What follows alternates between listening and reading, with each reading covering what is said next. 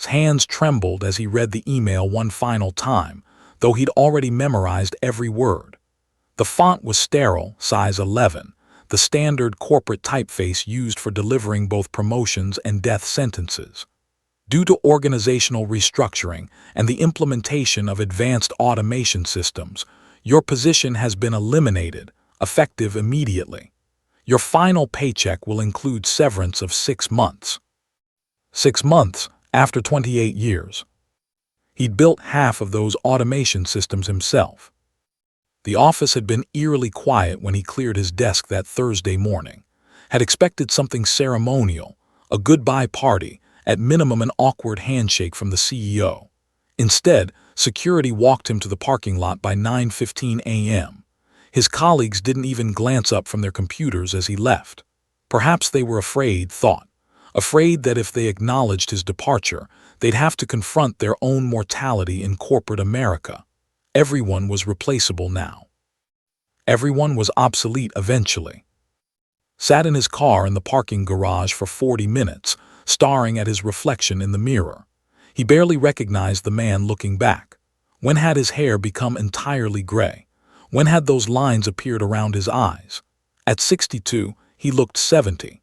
The years of 80-hour work weeks, skipped vacations, and prioritized spreadsheets over everything else had carved themselves into his face like a map of his own erosion. His phone buzzed, a text from his ex-wife. Heard the news from Sarah, I'm sorry. Sarah was their daughter, had called Sarah before texting him, of course she had, and Sarah hadn't spoken in 18 months. His son James was even more distant, 3 years since their last phone call. James had sent an email, saying that had chosen ambition over family and he'd come to terms with that. That was 7 years ago. The apartment felt like a mausoleum when arrived home. The silence was so complete it had weight. Afternoon light filtered through windows he rarely opened, illuminating dust particles that danced like tiny ghosts. His furniture was expensive and impersonal, a leather sectional he'd purchased from a designer catalog, abstract art selected by an interior decorator, everything perfectly coordinated and completely soulless. He'd spent his entire life building things, code, systems, algorithms. He'd helped create the very technology that had now rendered him unnecessary. There was a cruel poetry to it, the kind of thing that would make a good story if life were still worth telling stories about. That night he didn't sleep.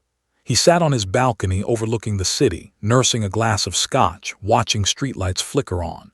His therapist doctor had given him her emergency number months ago but didn't call. What would he say? I'm thinking about how easy it would be to climb over this railing. He wasn't suicidal exactly. He just couldn't find a reason to stay engaged with life. The script had suddenly ended and he had no idea how to improvise. Around 2 a.m. remembered something doctor had said during their last session.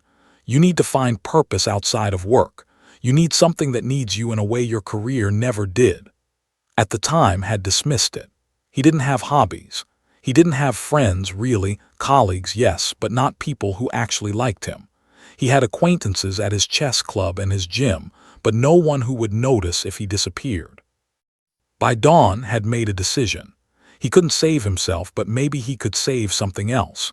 It was a ridiculous thought, born from desperation and insomnia, but desperation and insomnia were all he had left.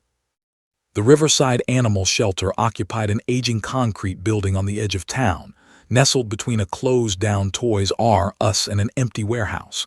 Sat in the parking lot for 15 minutes before entering, suddenly aware of how absurd this was. He didn't know the first thing about animals. He'd never had a pet as a child. His parents were too focused on achievement. His marriage had been too focused on careers to accommodate one. And now, at 62, he was going to adopt a dog. The universe was laughing at him. He almost drove away. Instead, he walked inside. The smell hit him first, a combination of disinfectant, wet fur, and something else. Despair, maybe. The sound was deafening. Dogs barked in unison, a chaotic symphony of hope and fear. Yellow rooms lined both sides of a narrow corridor, each one containing animals pressed against glass, tails wagging, jumping, begging. "Can I help you?" A young woman with kind eyes and a name tag reading Brenda approached him. She had that particular fatigue of someone who worked a job that broke their heart daily. "I'm looking for a companion," said, the words sounding stilted and foreign in his mouth. "A dog." Brenda's face brightened considerably. She launched into her practice speech about the wonderful animals available, the adoption process, the fees. She led him past the first section of kennels, each one containing animals that seemed perfectly normal, tail-wagging golden retrievers, enthusiastic mixed breeds, friendly-looking mutts. "Any of these would be wonderful," Brenda assured him. "They're all such sweethearts." Felt nothing. He walked past them like they were furniture.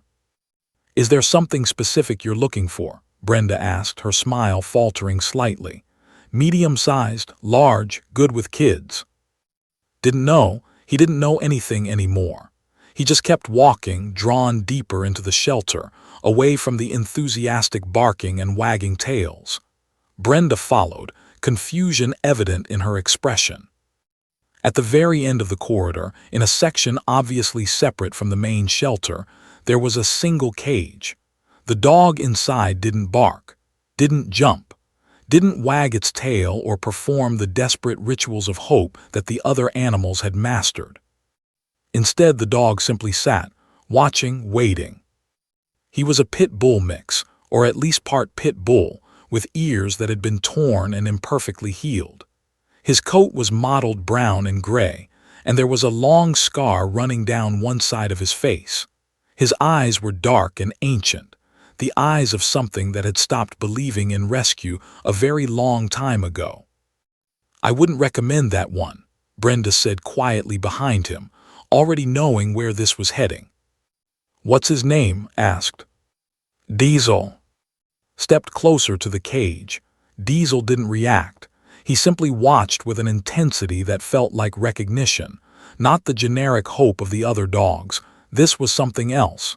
This was understanding. "How long has he been here?" asked. 18 months, Brenda replied.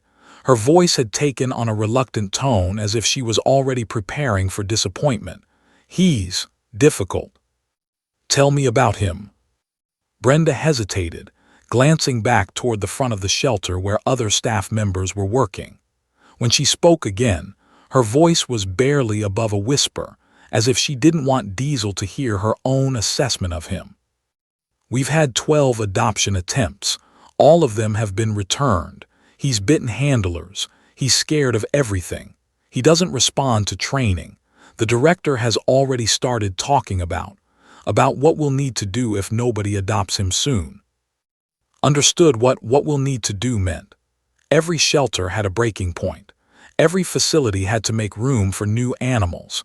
And animals like Diesel, broken, violent, unredeemable in the eyes of most people, didn't usually get second chances.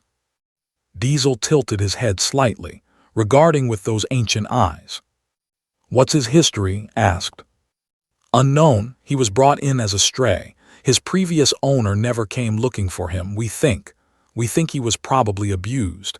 His behavior suggests trauma, but at this point," Brenda trailed off. She didn't need to finish. At this point, it didn't matter why Diesel was broken. He was broken, and that was enough.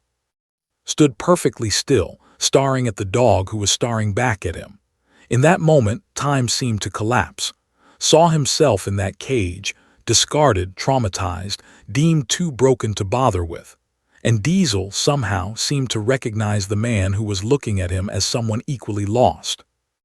"I want to adopt him," said. Brenda's face went pale. "I'm sorry, what?" "I want to adopt Diesel," repeated, surprised by the firmness in his own voice. For the first time in weeks he felt something besides numbness. Purpose, maybe, or madness, possibly both. "Mister, I didn't catch your first name." "I appreciate your compassion, I really do, but Diesel isn't suitable for adoption. I need to be honest with you about that." Brenda glanced nervously back toward the main office. "You should really talk to our director. She handles the complex cases." The way Brenda said complex cases made it clear that Diesel was in a category of his own, a category reserved for dangerous animals, for mistakes, for things that were more liability than life. "Where is she?" asked. 5 minutes later, was sitting across from the shelter's director, in a cramped office cluttered with files, adoption forms, and photographs of happy dogs in their new homes. Herself was a woman in her 50s with steel-gray hair and the permanent exhaustion of someone who made impossible decisions daily. She studied over her reading glasses with the expression of someone who had seen every type of person walk through her door and knew exactly which ones were serious and which ones were performing charity. "I'm going to be direct with you," began, already pulling a thick manila folder from her desk drawer. "You cannot adopt Diesel. It's not a policy issue. It's a liability and safety issue. I need you to understand what you're asking for." She opened the folder and turned it toward him. The file was substantial, at least 30 pages of incident reports, behavioral notes, medical records, and what appeared to be photographs of injuries. "Diesel arrived at our facility 18 months ago as a stray. Nobody came looking for him. From day one, he's been problematic. In his first week, he attacked another dog so severely that we had to separate him immediately. He's been in solitary ever since." Flip to another page. "He bit a handler named David during routine feeding, required 11 stitches. Here's the incident report." Read the description of David's injuries. The teeth had torn through his forearm, leaving lacerations that needed emergency room treatment and a tetanus shot. Continued without pausing. "Our volunteer coordinator tried to take him for a walk 3 months ago. Diesel got loose and lunged at a woman in the parking lot. The woman wasn't seriously injured, but she threatened to sue. We had to settle with her for $5,000. She turned to another page. "Here's doctor's psychological evaluation. His conclusion: Diesel exhibits signs of severe trauma and resource-guarding aggression. Unlikely to benefit from standard rehabilitation. Recommend against adoption." That was written 6 months ago. "Has anyone tried specialized training?" asked. His expression softened slightly. "We've tried everything we can afford. We brought in a behavioral specialist named Dr. Sarah, no relation to you, ironically. She worked with Diesel for 4 weeks pro. Her assessment was that he would require 6 to 12 months of intensive rehabilitation in a specialized facility, which would cost $15,000 to $20,000. We don't have that kind of budget." She closed the folder with deliberate finality. "I see what you're doing. I see that you're a good person who wants to help, but Diesel isn't a rescue project. He's a liability. He's dangerous. And more importantly, he's suffering. He's not happy here, but he's stable. If he went to an unprepared home, your home, he could seriously hurt someone, or you could end up hurt. I've read enough incident reports to know this can end badly." Felt the weight of her words, but he also heard something else in her tone: resignation, defeat, the sound of someone who had already decided this story's ending. "How much time does he have?" asked quietly. Set down her pen. She knew what he was asking. "We have space for another 2 weeks. After that, if no one adopts him, we have to make a decision about his future. A decision I'm not eager to make, but one I will make because I have 43 other animals in this facility who deserve a chance." It took a moment to understand what she meant. 2 weeks until Diesel was euthanized. 2 weeks until the shelter decided his suffering was too much and his existence not worth the resources. "I want to adopt him," said again, with even more conviction than before. Shook her head. "I can't allow that. It would be irresponsible. You have no experience with dogs, no background in behavioral rehabilitation, and no support system. If something goes wrong, and something will go wrong, I'd never forgive myself." "What if I sign waivers?" asked. "What if I release the shelter from all liability? What if I agree to pay for any damages, any medical bills, anything?" "Waivers don't mean anything if someone gets seriously injured," said, "and liability doesn't matter if you get hurt or if Diesel gets worse." She paused, studying him. Tell me something, why Diesel? In all of this building there are beautiful, healthy, adoptable dogs. Why this one? Looked down at his hands. How could he explain that he'd seen his own reflection in a dog's eyes? How could he articulate that he recognized hopelessness when he saw it, because he'd been wearing it like a second skin for weeks? Because nobody else will, he finally said. Because he's been here 18 months and everyone has given up on him. Because if I don't adopt him, he'll be dead in 2 weeks. Yes, said quietly, he will. So let me try. Was silent for a long moment. When she spoke, her voice had changed. It was softer now, more human. I need you to understand something. This could be terrible. This could be the worst decision you ever make. He could attack you. He could destroy your home. He could break your heart. And at the end of it all, he might still end up the same way, broken, unfixable, suffering. I understand, said. Do you? Leaned back in her chair. Do you really understand what you're asking for?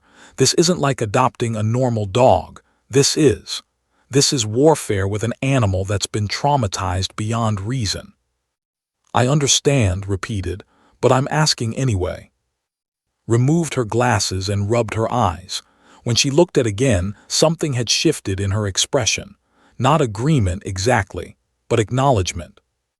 If I do this, and that's a big if, there are conditions.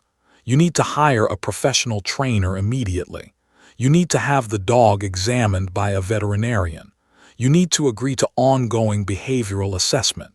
And you need to understand that if Diesel injures anyone, I'm holding you responsible.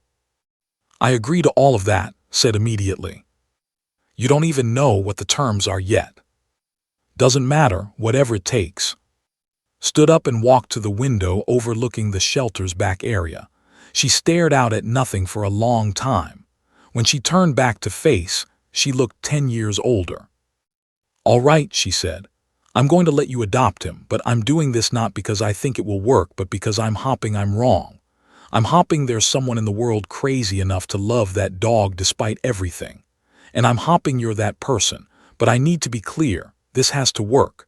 Because if it doesn't, if you bring him back, if this goes sideways, I won't have the heart to make the decision about his future a second time. You understand? I understand, said, and he did. She was telling him that if he failed, Diesel would die. For the first time in weeks, felt the weight of real responsibility. This wasn't about him anymore. This was about a life that depended entirely on his willingness to break alongside it. Let's get the paperwork started, said, her voice carrying the resignation of someone making a choice she didn't believe in but had decided to trust anyway. The drive home was silent except for Diesel's rapid, panicked breathing from the back seat. Had expected the dog to be aggressive, but instead he simply trembled, ears pinned back, eyes darting constantly. Every red light, every turn, every honk from another vehicle made him flinch. It's okay, said softly, though he wasn't sure he believed it. You're safe now. Diesel didn't seem convinced. When they arrived at its apartment, Diesel refused to leave the car. Opened the back door and the dog pressed himself against the far side, as small as he could make himself. It took 10 minutes of patient, quiet waiting before Diesel finally jumped down, his body moving in a low crouch, belly nearly touching the ground. They climbed the stairs slowly, unlocked the apartment door, and Diesel froze on the threshold.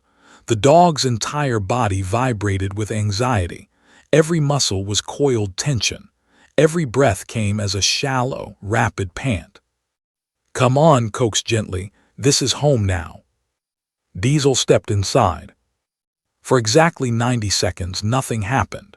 The dog stood in the entryway, head down, taking in the space with his nose.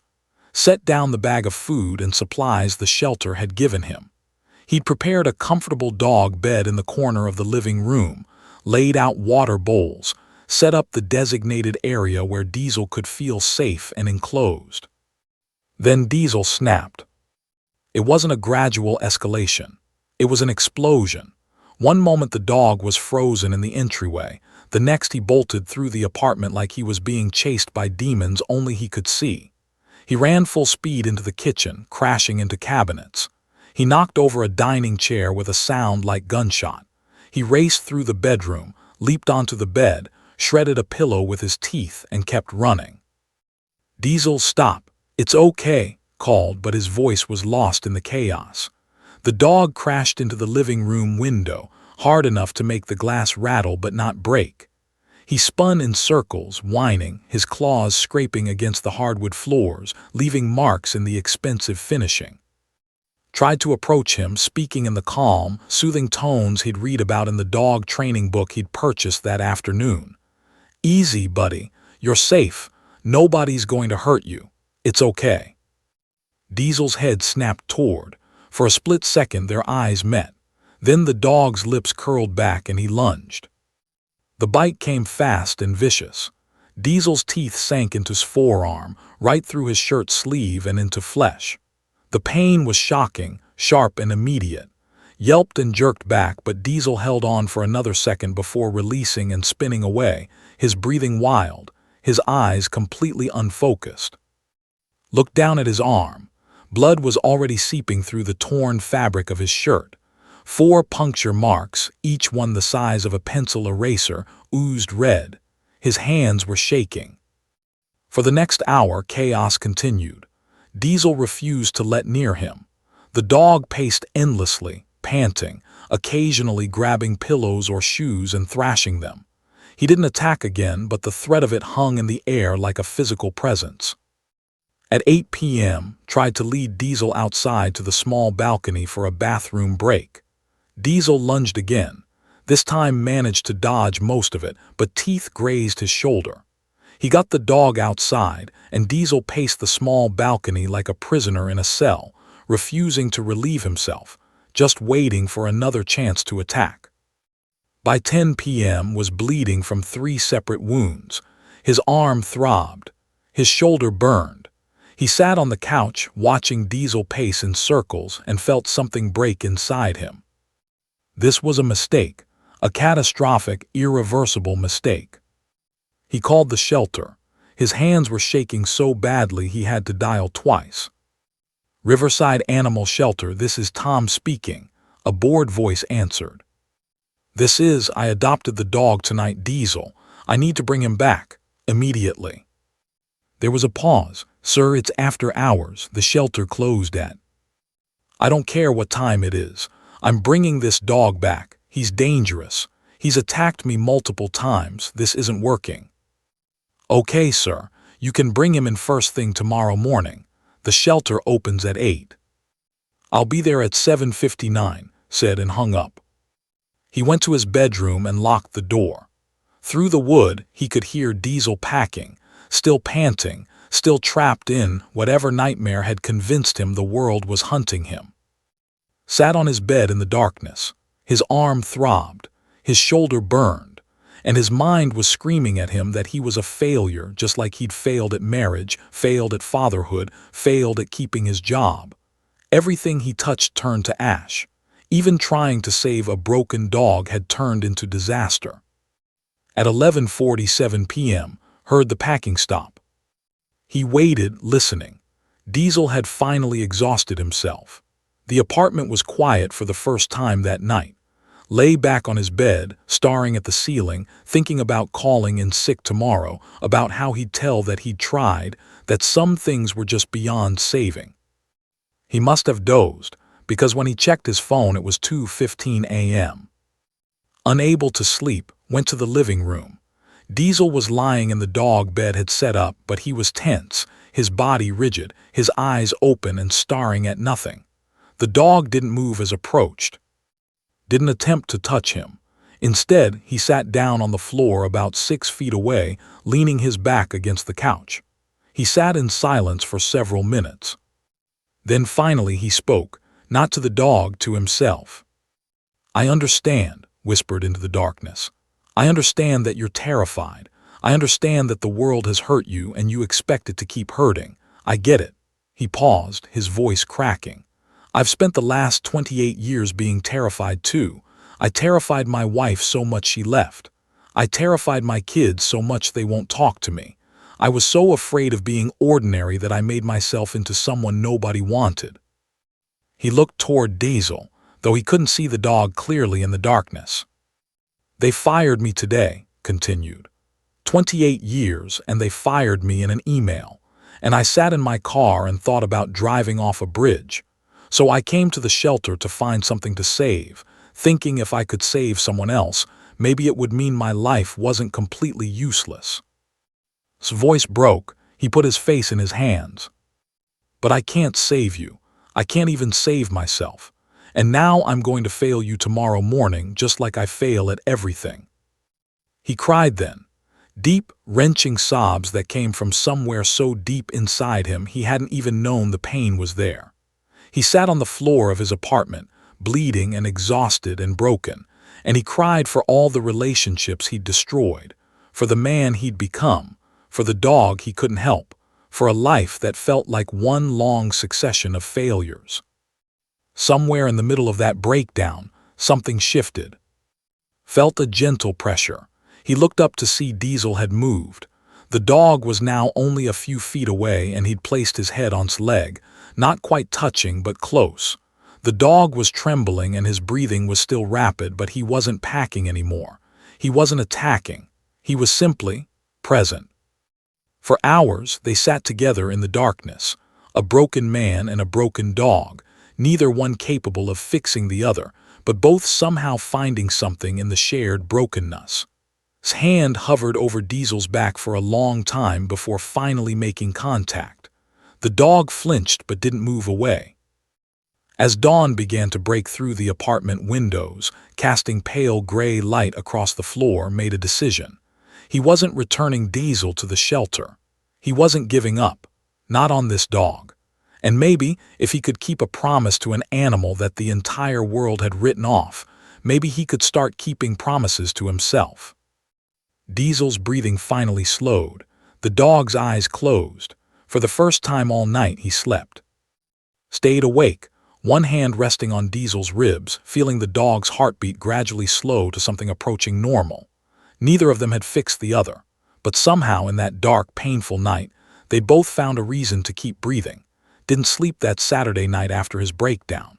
Instead, he sat with Diesel and watched the sky gradually lighten from black to deep blue to pale gray. When sunlight finally filtered through the apartment windows, he made a decision.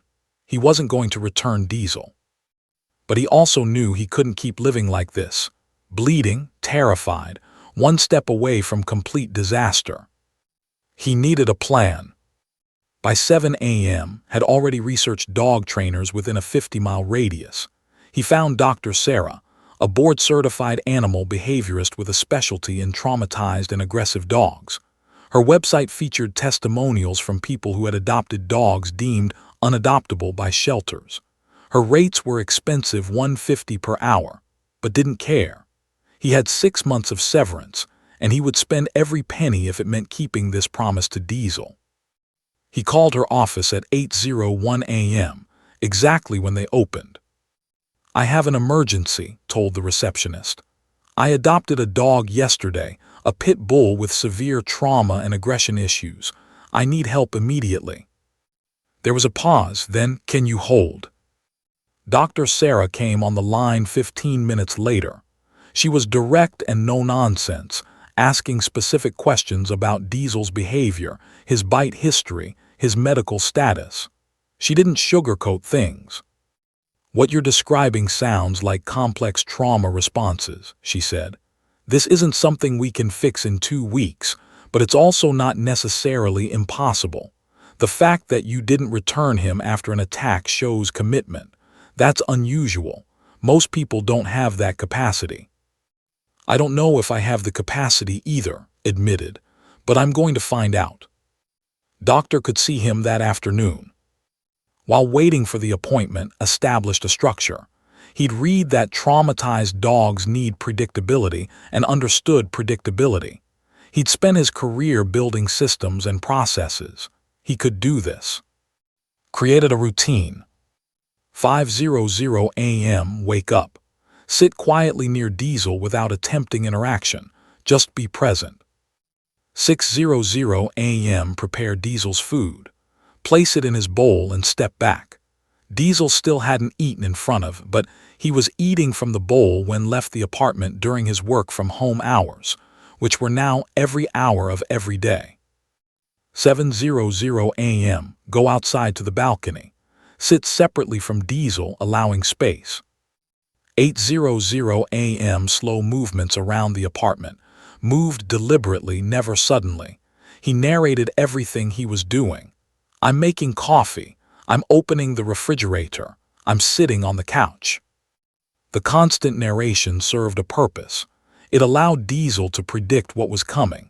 It reduced the element of surprise that triggered panic. Throughout the day, repeated this pattern. Presence without demand, predictability without pressure, space without abandonment. By the second day, something small shifted. When placed Diesel's food bowl down, the dog's ears went up. He was aware of movements in a new way, not with panic, but with observation. Doctor's office was located in a converted barn outside the city. She was a woman in her mid-50s with gray streaked through her dark hair, kind eyes, and the confident bearing of someone who understood animals at a neurological level. "Tell me everything," she said, settling into a chair across from. For an hour, talked. He described Diesel's first night, the attacks, the panic. He described his own breakdown on the floor. He described the moment Diesel had placed his head on his leg. Doctor listened without interrupting. When finished, she stood up. "Let me see him." In the examination room, Doctor moved slowly, allowing Diesel to become accustomed to her presence before any handling. She didn't make direct eye contact, didn't corner him, didn't try to touch him. Instead, she sat on the floor several feet away and simply waited. Diesel, after several minutes of consideration, approached her. "Fascinating," Doctor murmured. "Do you see his body language? He's still frightened, but he's choosing to investigate. That's significant." After another 20 minutes of slow, gentle approach, Doctor was able to run her hands over Diesel's body, checking for injuries, assessing his muscular condition, looking for signs of past abuse. Watched from across the room. "He's been hit," Doctor said without emotion. "Multiple times. You see these scars? These aren't from fights with other dogs. These are from hands, a belt, possibly. This kind of systematic abuse creates neural pathways of fear. His brain literally expects violence." She turned to. "Here's what you need to understand. Diesel's aggression isn't malice. It's defense. His brain is still in survival mode. He's not attacking you because he's evil or broken beyond repair. He's attacking because his traumatized nervous system interprets human interaction as danger." "So what do I do?" asked. "You become the opposite of danger," Doctor said. "You become the person who proves that humans can be trustworthy. But that takes time. Lots of it. We're talking months, potentially. And it requires consistency that most people don't have." She outlined a program. Continued behavioral therapy twice weekly, specific training techniques to teach Diesel impulse control, medication to help manage his anxiety, and above all, commitment to never break the pattern of predictability and safety. "The goal isn't to make him a normal dog," Doctor explained. "The goal is to teach his nervous system that he's safe. Once his brain believes that, the aggression will naturally decrease." Over the next week, implemented Doctor's protocols. He began hand-feeding Diesel small pieces of high-value treats, pieces of chicken, bits of cheese. The first time Diesel took food from his hand without snapping, felt something shift inside himself. He actually sat down and cried tears that weren't despair, but something different. Relief, maybe, or hope. By the end of the second week, Diesel allowed to touch his head briefly. Not for long, just for a second or two, but the dog didn't flinch away. By the third week, Diesel slept on the same couch as, though there was still 6 inches of distance between them. By the fourth week, Diesel's breathing had changed.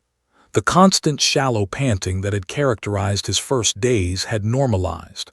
He had moments of actual calm now, times when his body wasn't vibrating with tension. And then came the moment that changed everything. It was a Tuesday morning, 5 weeks after the adoption. Was sitting on the floor as he did every morning, reading one of the dog training books he'd been working through. Diesel was lying nearby, resting but not sleeping. Was so absorbed in the book that he didn't notice Diesel getting up. He didn't notice the dog walking toward him. He only noticed when Diesel placed his paw directly on his lap. Not by accident, deliberately, purposefully, a conscious choice to make contact. Looked down at the dog's face. Diesel's eyes were soft now, the ancient hardness that had characterized them that first day at the shelter significantly diminished. The dog's tail moved, not a full wag, but an undeniable flutter. A hesitant, tentative wag that contained all the fragility and hope of something learning to trust again. Couldn't move. He didn't want to move. He didn't want to do anything that might disrupt this moment. He simply sat, tears streaming down his face, while a traumatized dog learned what it felt like to choose connection. "That's it," whispered. "That's it, buddy, you're doing it, you're learning." That afternoon called Doctor. "I think something's changing," he said. He put his paw on my lap deliberately. Doctor's voice came warm through the phone. "That's more than something changing. That's him saying he trusts you. That's the first real breakthrough. Keep doing exactly what you've been doing. You're not just rehabilitating him. You're rehabilitating yourself." After he hung up, looked at the calendar. He'd been unemployed for 7 weeks. He'd spent roughly $3,000 on training, therapy, food, and medical care for Diesel. His apartment had scars from claws on the hardwood floors. His arms still bore the marks from those first bites. But for the first time since his termination letter, felt like his life had meaning. He wasn't building code anymore. He wasn't climbing corporate ladders. He wasn't performing success for anyone. He was simply showing up, day after day, for a creature that most of the world had written off. And somehow, in doing that, he was finally showing up for himself. Diesel fell asleep with his head on his knee, didn't move for hours. 3 months after adoption, stood at the gates of Riverside Dog Park, Diesel on a leash beside him, both of them trembling with nerves. The park was relatively quiet. It was a Tuesday afternoon, which meant fewer dogs and fewer people. Still, his heart raced. "It's okay," he whispered to Diesel, though he wasn't sure if he was reassuring the dog or himself. "We can do this." They'd been preparing for this moment for weeks. Doctor had been gradually acclimating Diesel to new environments, sitting in the car, walking around quiet neighborhoods, visiting empty parking lots. She called it exposure therapy, rewiring Diesel's nervous system to understand that new places didn't mean danger. The dog park represented a major milestone. Diesel's body was tense as they entered, but he didn't panic. His nose worked overtime, processing all the new scents, kept him on the leash, not yet ready to let him off, just walking slowly through the park, allowing Diesel to become accustomed to the environment without pressure. "Beautiful dog," a woman's voice called out. Looked up. A woman in her mid-40s was approaching with a golden retriever on a leash. She was smiling but felt his chest tighten. There was so much prejudice against pit bulls. He'd read the statistics. Pit bull bites received disproportionate media coverage, leading to breed-specific legislation in many areas. People feared what they didn't understand. "Thank you," said cautiously. We're new to this." "He's a pit bull mix, right?" the woman asked, kneeling down to get closer to Diesel's level, her movements slow and non-threatening. The dog's ears went up with interest. "Yes, he's learning how to be around people," said carefully. The woman looked up with surprising understanding in her eyes. "He seems pretty calm to me. Most anxious dogs don't maintain that composure." She extended her hand, and Diesel sniffed it cautiously, then made contact by pressing his nose against her palm. "What's his name?" "Diesel." "I'm Jennifer." She stood up, still smiling. Diesel is welcome here anytime. My Max is a rescue too. I know what it's like to deal with people's prejudices. For the next 30 minutes, Jennifer walked with and Diesel. She told him about Max's difficult history, about learning to trust again, about the stigma of rescue dogs. She was kind and genuine, and she asked about Diesel without prying. By the time they left the dog park that day, Jennifer had given her phone number. "Come back next week. We'll be here. Max likes having friends." Drove home in a daze. That encounter had gone the opposite of how he'd feared. Nobody had been cruel. The stranger had been kind and understanding. Over the next weeks, and Diesel became fixtures at the dog park. Jennifer was often there, and her introduction of them to other regular visitors changed everything. Sarah, who worked from home, started timing her lunch breaks to coincide with their visits. David, a retired military officer who'd adopted a trauma dog himself, gravitated toward them. A veterinarian began asking medical questions about Diesel's recovery. Without planning it, had become part of a community, and with that community came curiosity about his story. "So how long have you had him?" Sarah asked one afternoon, sitting on a park bench while their dogs played, or in Diesel's case, observed other dogs playing with cautious interest. 3.5 months, said.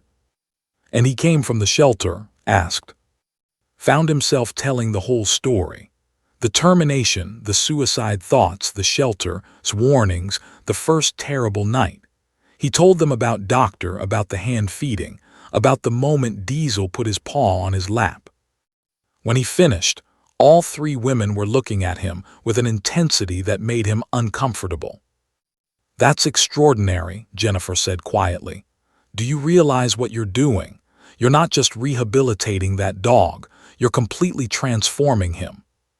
"He's the one transforming himself," replied. "I'm just showing up." "That's exactly what he needed," David said, walking over with his own rescued dog, a gangly German Shepherd mix. Someone willing to just show up, to be consistent, to believe in him.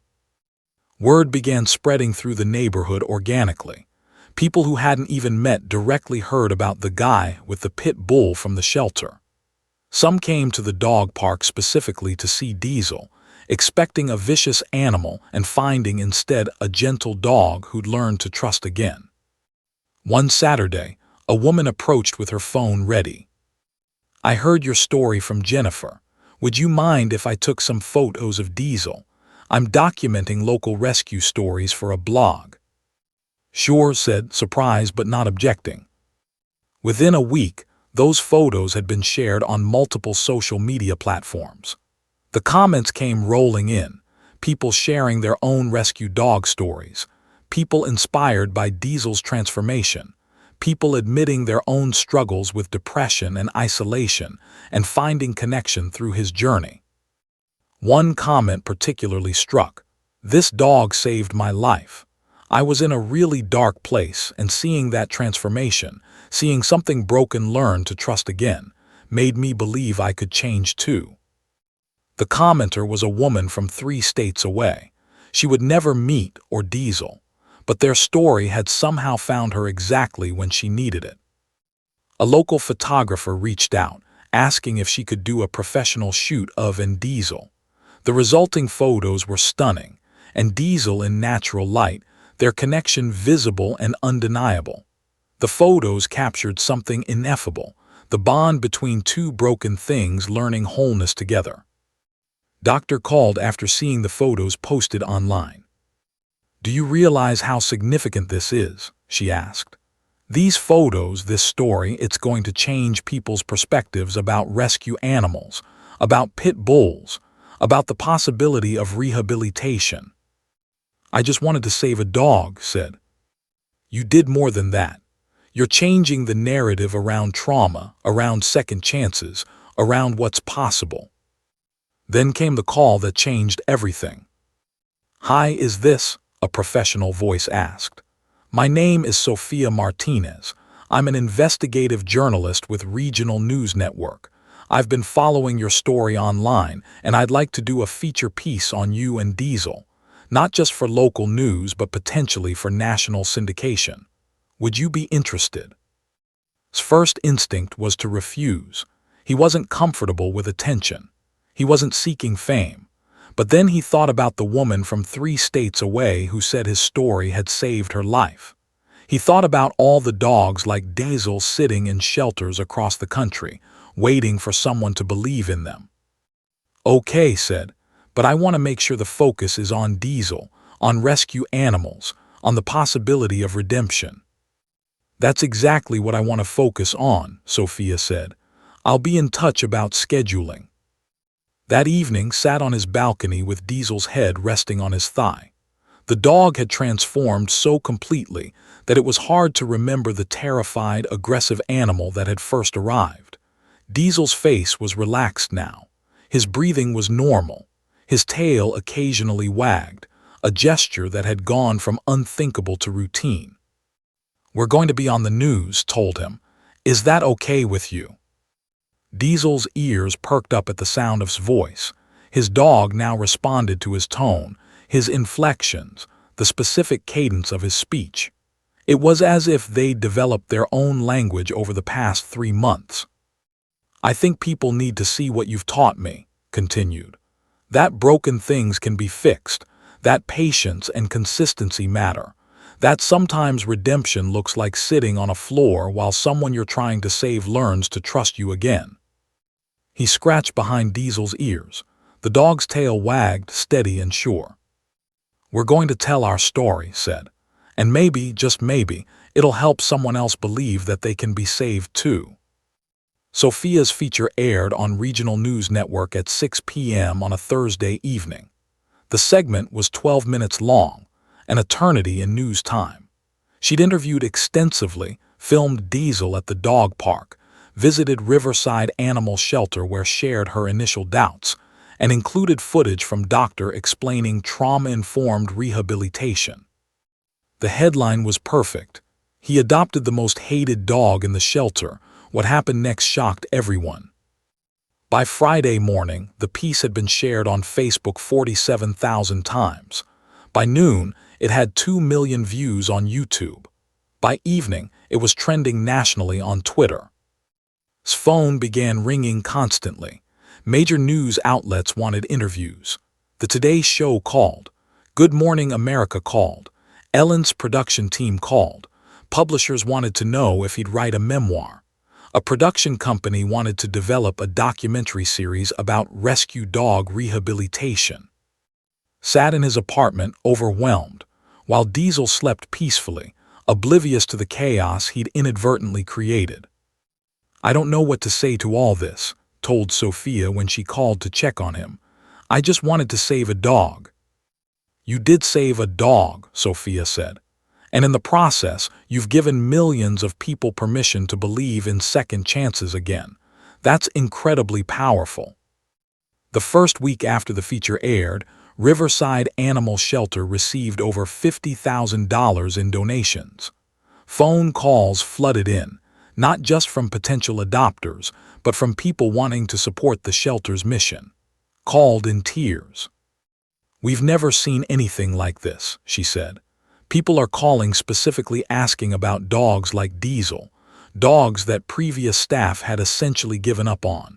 We've already placed 3 dogs that we were going to have to make difficult decisions about. She paused, her voice thick with emotion. You gave those dogs their lives back. But the impact extended far beyond Riverside. Shelters across the country reported unprecedented interest in behavioral rehabilitation programs. Rescue organizations that had been struggling for funding suddenly found themselves with grants and donations. Adoption rates for pit bulls and other dangerous breeds skyrocketed. The American Veterinary Medical Association reached out about featuring story in their professional journal. Doctor called with her own news. I've received consultation requests from 47 different shelters and rescue organizations, she said. They all want to implement trauma-informed rehabilitation programs like we did with Diesel. Your story is literally changing the landscape of animal rescue in this country. But the letters that affected most weren't from organizations. They were from individuals. A man from Oregon wrote, "I saw your story and realized I do to my son what your dog's previous owner did to him, through neglect and anger. Seeing Diesel learn to trust again made me realize my son might too, if I actually show up." A woman from Texas wrote, "I was planning to euthanize my rescue dog because she had behavioral issues. Your story made me try one more thing. She's now my best friend, and I'm alive because she needed me to stay alive to take care of her."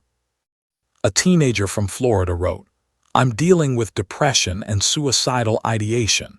Watching your journey with Diesel gave me hope that broken things can heal.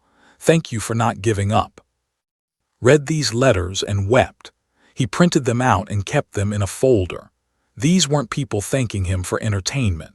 These were people whose lives had fundamentally altered because he'd chosen to sit on a floor with a traumatized dog and not give up. By the second week after the feature aired, decided to accept an invitation to appear on a major national talk show.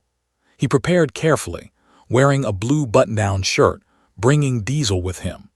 The dog had become increasingly comfortable with public appearances, his transformation now visible to millions who would see the broadcast. The interview lasted 20 minutes. The host, Daniel, asked penetrating questions that went beyond the surface story.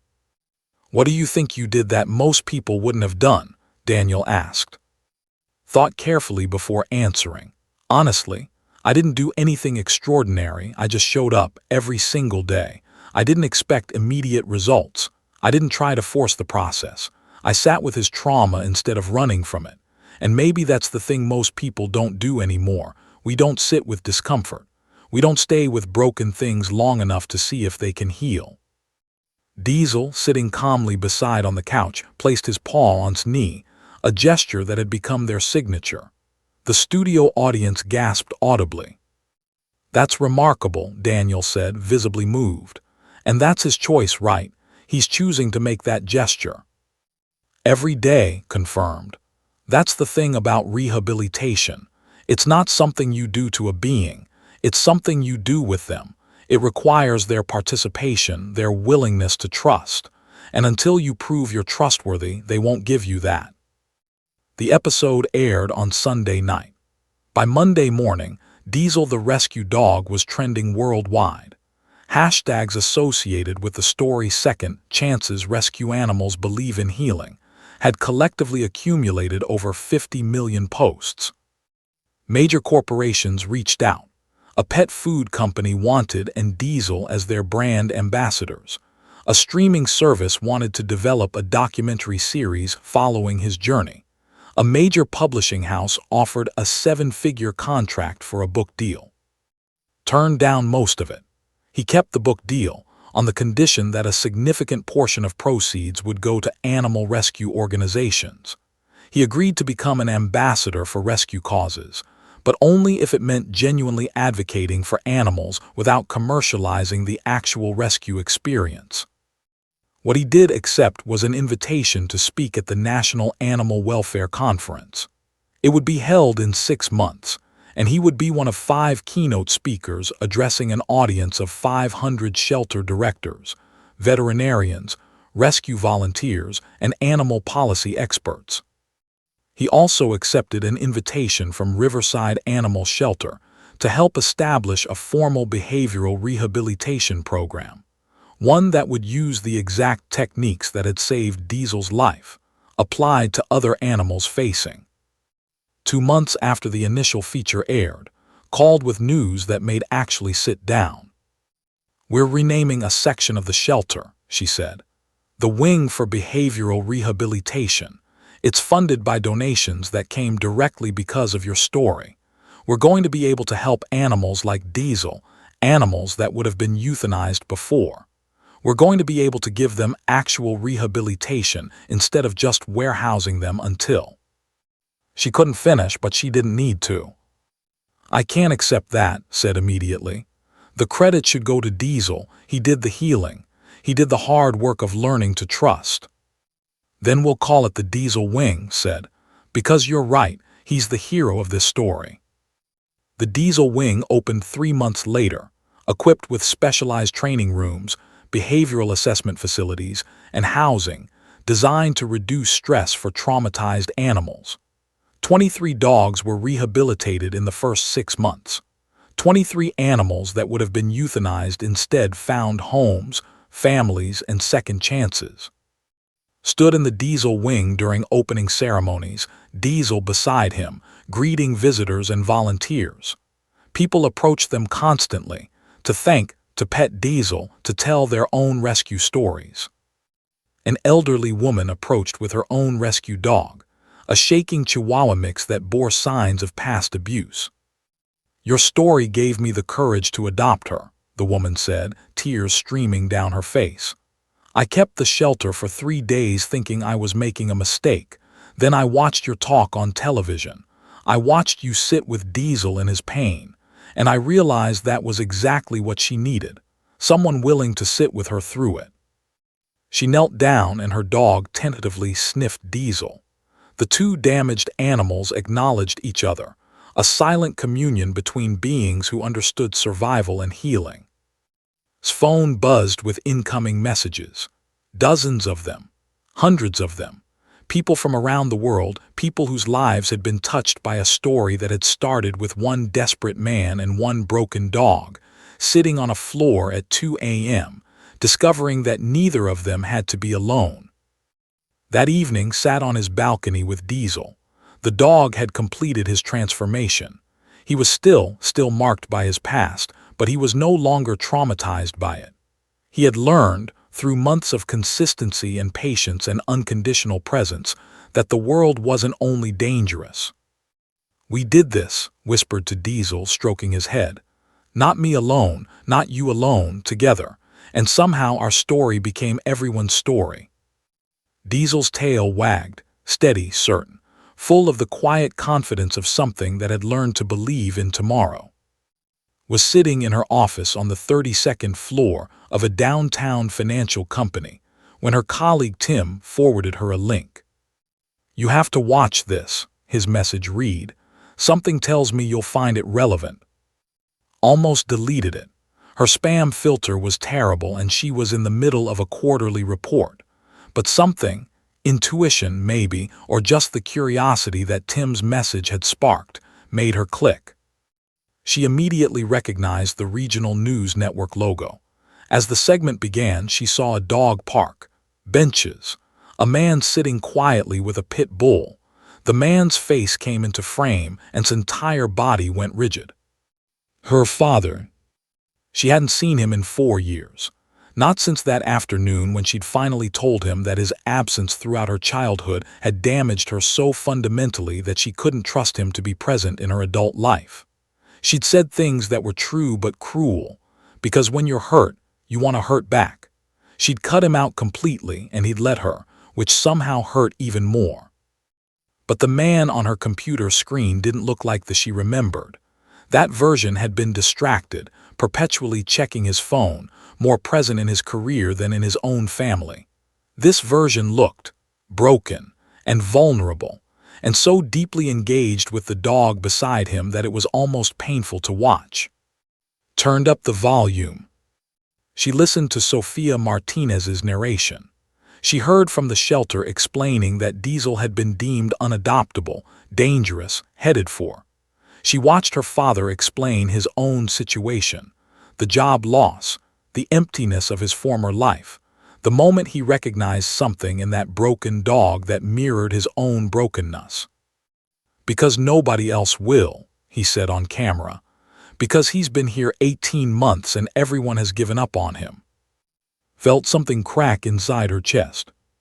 For the next week she couldn't stop watching the segment. She watched it 7 times. She watched his talk show appearance. She read the articles. She followed the hashtags. She saw her father sitting on a floor with a traumatized dog for hours, proving through his consistency and patience and unwavering presence that change was possible. And she couldn't stop thinking, he never did this for me. But she also thought, maybe he's learning how. That Saturday sat at her kitchen table with a blank piece of paper. She'd practiced what she wanted to say in her head 100 times. She couldn't say it face to face yet, not when the wound was still so raw, so recent. But she could write it. Dear Dad, I saw your story online. I saw you with Diesel. I watched you sit with that broken dog in the darkness, offering nothing but patience, and I realized something that both endears and terrifies me. You learned to do for a dog what you never learned to do for your daughter. I'm not writing this to attack you. I'm writing this because I recognize what I'm seeing on that screen. I recognize a man who is capable of showing up, of being present, of offering unconditional patience to something broken. I recognize that capacity in you. I just wish I'd seen it when I was the one who needed it. But I also saw something else. I saw you breaking down those walls that kept you isolated. I saw you choosing vulnerability. I saw you learning to love something simply for the sake of loving it, without expectation of profit or advancement. I don't know if we can fix what's broken between us. I don't know if 4 years of silence can be bridged, but Diesel's transformation has taught me something. Maybe healing doesn't require erasing the past. Maybe it just requires someone willing to show up and sit with the pain of it. I'd like to try, if you would. I'm not ready for a lot, but I'm ready to start. She sealed it before she could change her mind and mailed it the next morning. Received the envelope on a Tuesday. His hands shook as he opened it. He read the letter 3 times, each time more slowly than the last. By the 3rd reading, he was crying, not the desperation tears of his lowest moments, but the cleansing tears of someone being given a second chance they didn't deserve. He called her that night. His heart was hammering so hard he thought he might have a heart attack. When answered, her voice was uncertain, careful. Hi, Dad. Those 2 words contained 4 years of pain. I couldn't find words. Thank you for writing, thank you for being willing to try. The phone call lasted 45 minutes. They didn't solve everything. They didn't erase the past, but they began the process of acknowledging it, of creating space for healing. They agreed to meet for coffee the following Saturday. Spent that entire week in nervous preparation. He thought about wearing something special, then decided against it. He considered preparing things to say, then realized that was exactly the kind of performance that had driven them apart in the first place. Instead, he just practiced being present. He practiced listening. He practiced the techniques that had worked with Diesel: patience, consistency, creating safety through predictability. He brought Diesel with him to the coffee shop, in the park area designated for animals. Walked up, and for a moment they just looked at each other. A man and a woman separated by years and hurt and broken promises, standing on the threshold of something that might become reconciliation. He's beautiful, said, looking at Diesel. He's a work in progress, replied, like both of us. They sat on a park bench and Diesel settled at his feet. For the first hour they talked carefully, navigating dangerous terrain, talked about her life, her work, her apartment, her struggles with trust and relationships. Listened, actually listened, without checking his phone or thinking about his next response. I think I understand now, said, why you were the way you were, but understanding doesn't fix what happened. I still spent my childhood wondering why my dad's career was more important than being present with me. You're right, said, and he meant it. I was a failure as a father. I made choices that hurt you, and no amount of explanation will erase that. But I want you to know that I see it now. I see what I missed. And I'm sorry. I'm genuinely sorry. His eyes filled with tears. I didn't come here for an apology. I came here because your story made me think maybe you were finally learning what presence means. I am, said. Diesel taught me. And if you're willing, I'd like to spend the rest of my life learning how to be present with you too. They sat in silence for a while, then asked, do you have? Shook his head. 2, Emma's 6 and Noah's 4, I've never met them. That changes today, said, if you want to meet them. The following Sunday, stood in the doorway of his home, Diesel beside him, as 2 small children ran toward him. He didn't know what to do with his arms, so he just stood there as Emma and Noah examined him like he was a fascinating specimen. "Mommy says you have a rescue dog," Emma said solemnly. "I do," confirmed. "His name is Diesel. He was very broken when I first got him. He didn't know how to trust people." "Is he better now?" Noah asked, already reaching out to pet Diesel with the unself-conscious affection of childhood. "He's learning," said, "every day." Watched her father with her children. She saw him get down on the floor, not with the distracted half-attention of a busy man, but with the complete presence of someone who had learned the cost of not being fully there. She watched Diesel accept the children's touches with his characteristic patience. She watched her father smile, a real smile, not the performative smile of someone who wasn't actually present in the moment. That evening, after the children were asleep, and sat on the porch with Diesel between them. "I'm not going to pretend everything is fixed," said quietly. "We still have history, we still have wounds." "I know," replied, "but maybe we can sit with the wounds instead of running from them.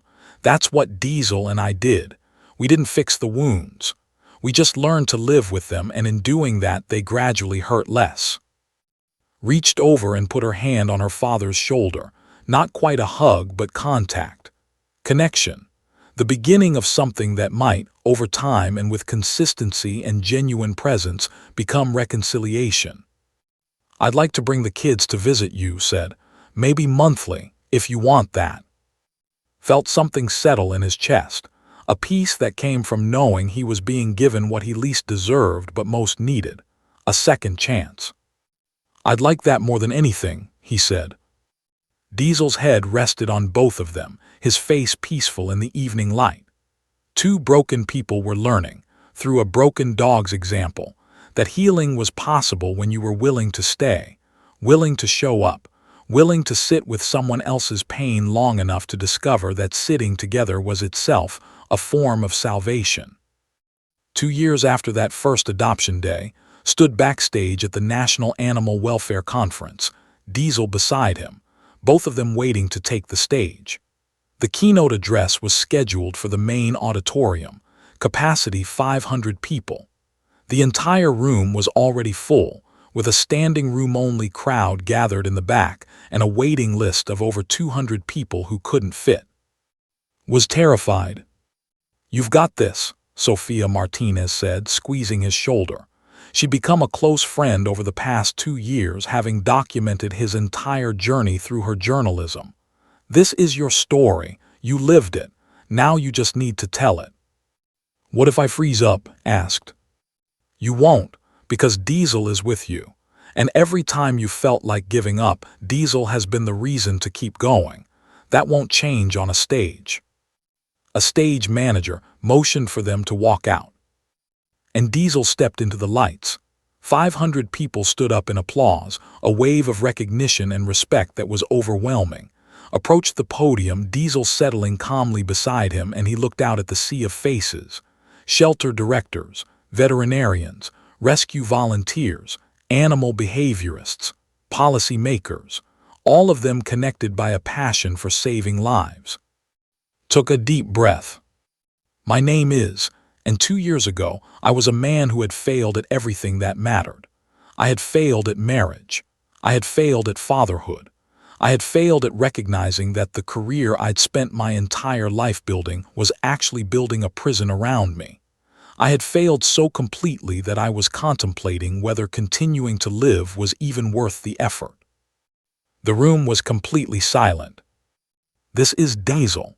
2 years ago, he was a dog that had failed at everything too. He had failed to defend himself against abuse. He had failed to trust humans. He had failed every single adoption attempt. He had failed so completely that we were going to make the decision to end his life." Diesel's ears perked up at the mention of his name. "On the day I met Diesel, we were both scheduled to be disposed of. He was in a cage waiting for. I was at home waiting to decide whether to jump off a balcony. 2 broken things, neither of us capable of fixing anything." Paused, allowing the weight of that statement to settle. "But something extraordinary happened. We chose each other. And in choosing each other, we began the process of choosing ourselves. For the next 30 minutes, told the complete story. He talked about the termination email and the panic attacks. He talked about sitting in his car considering suicide. He talked about warnings and the first terrible night when Diesel attacked him. He talked about the moment on the floor at 2 a.m. when he broke down and confessed everything to a dog, and somehow, that confession created space for healing. He talked about Doctor and the understanding that trauma creates neural pathways, but new experiences could rewire them. He talked about hand-feeding treats and the first wagged tail. He talked about the moment Diesel put his paw on his lap. "I want to be clear," said, his voice steady now, "that nothing about this was magical. There was no moment where Diesel suddenly became a normal dog. There is no moment where I suddenly became a successful man. What happened instead was incremental. It was consistent. It was boring sometimes. It was sitting on a floor for hours. It was waking up at 5 a.m. day after day. It was choosing to show up when the easier choice was to give up." He talked about taking Diesel to the dog park and being surprised by community. He talked about the viral moment and the national attention. He talked about letters from people who had been saved by his story. Then he talked about, "My daughter hadn't spoken to me in 4 years. She had every right not to. I had prioritized my career over her childhood. I had been physically present but emotionally absent. I had made 1,000 small choices that added up to one big abandonment." His voice cracked slightly. "But she watched me with this dog. She watched me sit with Diesel's trauma instead of running from it. She watched me offer patience and consistency without demanding immediate results. And she saw in that something that gave her hope that maybe her father was capable of learning presence." Looked directly at the audience. "The most profound transformation in my life wasn't Diesel's. It was mine. And it didn't happen because I decided to become a better person. It happened because I was willing to sit with something broken long enough to understand that sitting was itself the healing." He talked about the Diesel wing and the 23 dogs that had been rehabilitated instead of euthanized. He talked about the behavioral rehabilitation programs now implemented in 47 shelters across the country. He talked about the documentary that had won an award for bringing awareness to animal trauma. But most importantly, he talked about his. 2 years ago, I had never met my. Now I see them every month. I get down on the floor with them. I'm fully present with them. And I tell them the story of a broken dog who taught their grandfather how to love." Paused, and Diesel made his signature gesture, placing his paw on his knee. The entire auditorium erupted in applause. People were crying. Some were standing. Some were on their feet before even finished speaking. "We live in a society that values fixing things quickly and efficiently," continued, speaking a bit louder to be heard over the emotional response. "We expect results. We expect transformation to happen in a weekend or a week or a month. But trauma doesn't work that way. Healing doesn't work that way. And neither do humans." He held up his arm, showing the old scar from Diesel's first bite. "This dog bit me, and I still have the scar. But the scar doesn't hurt anymore. It just reminds me that I survived, and in surviving I learned something valuable. The scars don't make us unlovable. They make us human." Looked down at Diesel, and the bond between them was palpable to everyone watching. "I want to close with this. Diesel is now a certified therapy dog. He visits nursing homes twice a week. He visits children's hospitals once a week. He's a comfort animal for trauma survivors in 3 different counties. But here's what matters. He's not healed in spite of his past trauma. He's healed because of it. Because his past made him capable of recognizing pain in other beings and responding with gentleness instead of fear." His voice filled the auditorium with quiet conviction. "Every animal in your shelters has the capacity for redemption that Diesel has. Every animal deemed unadoptable, every animal scheduled for, every animal that the world has written off. They all have the capacity to become exactly what they need to be if we're willing to sit with their trauma long enough. He paused, looking out at the audience. And maybe, just maybe, if we learn to do that for animals, we can learn to do it for humans too. We can learn to sit with each other's pain. We can learn to offer patience instead of judgment. We can learn that redemption isn't about becoming new. It's about finally becoming whole. Step back from the podium. The standing ovation was immediate and thunderous. People wept openly. Several shelter directors were visibly shaken, clearly already thinking about how they would implement trauma-informed approaches in their own facilities. As walked off stage with Diesel, he felt a peace that was deeper than anything he'd ever experienced in his corporate career. This peace didn't come from achievement. It came from purpose. It came from knowing that his presence mattered, that his willingness to stay had literally saved lives, both canine and human. That evening sat on his balcony with her 2 children asleep inside the apartment, and Diesel resting between them. "You were amazing up there," said. "I was terrified," replied. "I know, but you did it anyway. That's what matters." Looked at his daughter, the person he'd failed for so many years, who was now choosing to be present in his life. He looked at Diesel, the broken dog who had taught him everything about redemption. He thought about Emma and Noah, growing up with a grandfather who was finally learning how to be present. He thought about the 23 dogs rehabilitated. He thought about the thousands of people who'd been touched by the story. "Do you want to know something?" asked. "What?" "I'm happy. For the first time in my life, I'm actually happy. Not successful, not accomplished, not climbing anything, just happy." "I know," Dad said, and she reached over and squeezed his hand. "I know." Diesel looked up at both of them, his face peaceful in the evening light. 2 years ago, this dog had been scheduled to die. 2 years ago, had been contemplating the same thing. Now they sat together on a balcony, surrounded by love and presence and the quiet knowledge that redemption isn't about erasing the past. It's about finally choosing to show up for it. The end. Never did return to corporate tech work. Instead, he founded Second Chances, a nonprofit organization that matched traumatized rescue dogs with isolated seniors. The program became wildly successful, with chapters in 32 states within 3 years. He published a book, The Scars That Heal, which became a bestseller and was adapted into a documentary series. But more importantly, he showed up, every single day. For Diesel, who lived to be 14 years old. For her children, who came to visit monthly. For the hundreds of people whose lives were touched by his willingness to sit with brokenness until it transformed into wholeness. And Diesel, that broken, aggressive, deemed unadoptable dog, became a symbol of hope for countless animals in shelters across America. His transformation proved what many had forgotten, that redemption isn't about being saved. It's about finding someone or something that believes you're worth saving. And sometimes, if we're very lucky, we find that in the mirror.